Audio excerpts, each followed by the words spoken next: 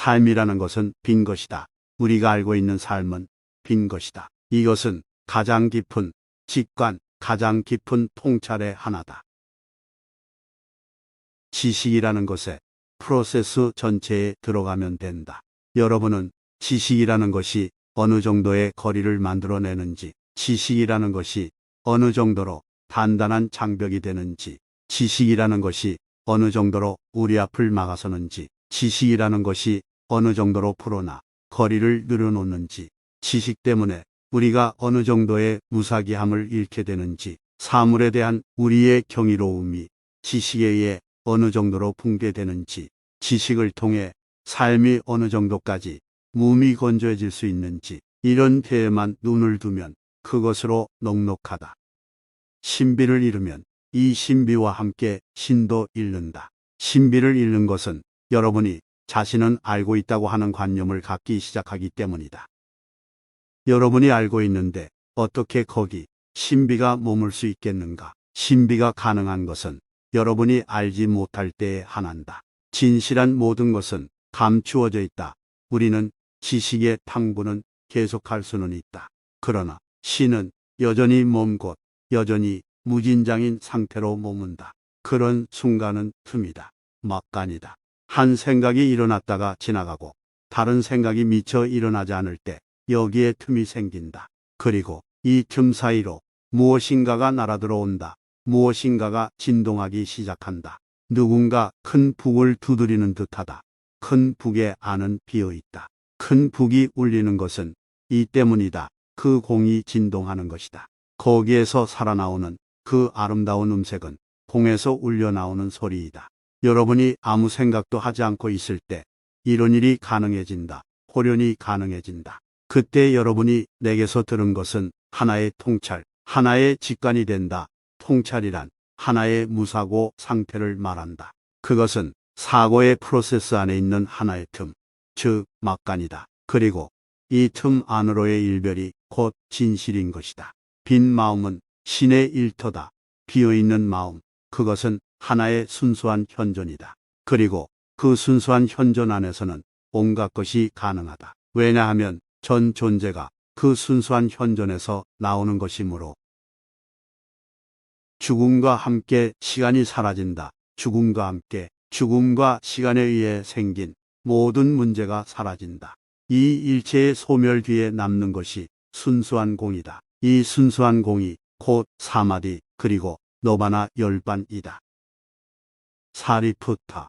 물질의 현상은 공과 다르지 않고 공은 물질의 현상과 다르지 않다. 그러므로 물질이 곧 공이요 공이 곧 물질이며 느낌과 생각과 의지작용과 의식도 그와 같이 실체가 없다.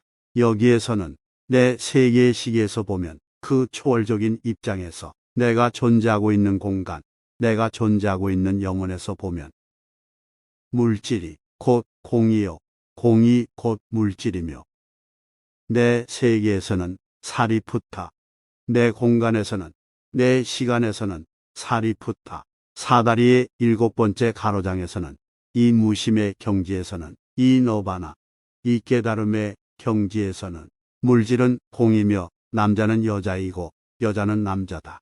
반대는 반대가 아니다. 사리푸타. 반대되는 것은 서로 오가고 서로 통하면서 존재한다. 이 기본적인 통찰을 보이기 위해 붓다는 말한다. 형은 무형이며 무형은 형이다. 비현재는 현재요 현재는 비현재이다. 사리푸타. 이것은 다른 것이 아니다. 하나다. 단지 이원적으로 대립하는 것으로 보일 뿐이다. 깊은 데서는 그것은 하나이니라. 여러분은 유식해지고 싶어 한다. 그래서 여러분은 지각을, 지력을, 여러분 것을 보는 능력을 잃었다. 그것이 내가 말하는 뱀에게 발을 달아주는 것이었다. 아는 것은 여러분의 본성이다. 알기 위해 지식을 쌓을 필요는 정말로 없다. 실제로 지식이라는 것은 아는 일을 방해하는 해방꾼이다. 지식은 화다. 지식을 부정하고 그냥 있어라. 그러면 여러분은 부처다. 그리고 여러분은 지금까지도 부처였다.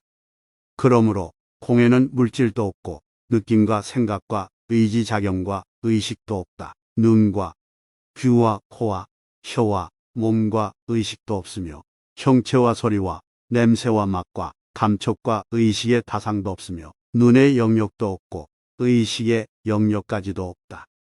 무명도 없고 무명이 다함도 없으며 늙음과 죽음도 없고 늙음과 죽음의 다함까지도 없으며 괴로움과 괴로움의 원인과 괴로움을 없앰과 괴로움을 없애는 길도 없으며 지혜도 없고 어둠도 없다.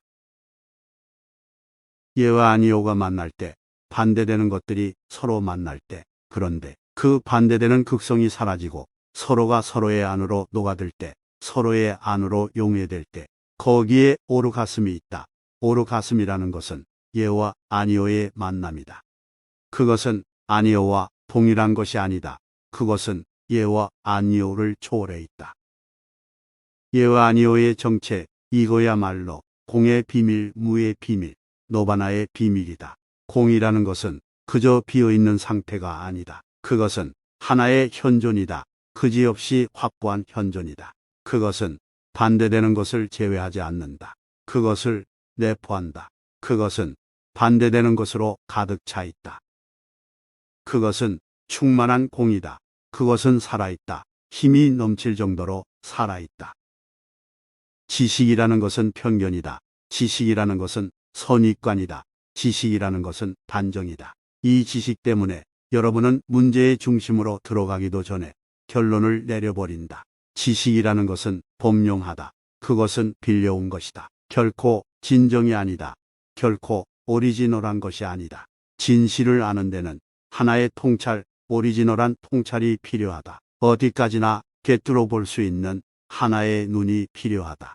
여러분의 투명한 시각을 필요로 하는 것, 그것이 진실이다. 만일 여러분이 진실의 요체를 꿰뚫어 본다면 이 일은 지식을 버리는 순간에 일어난다.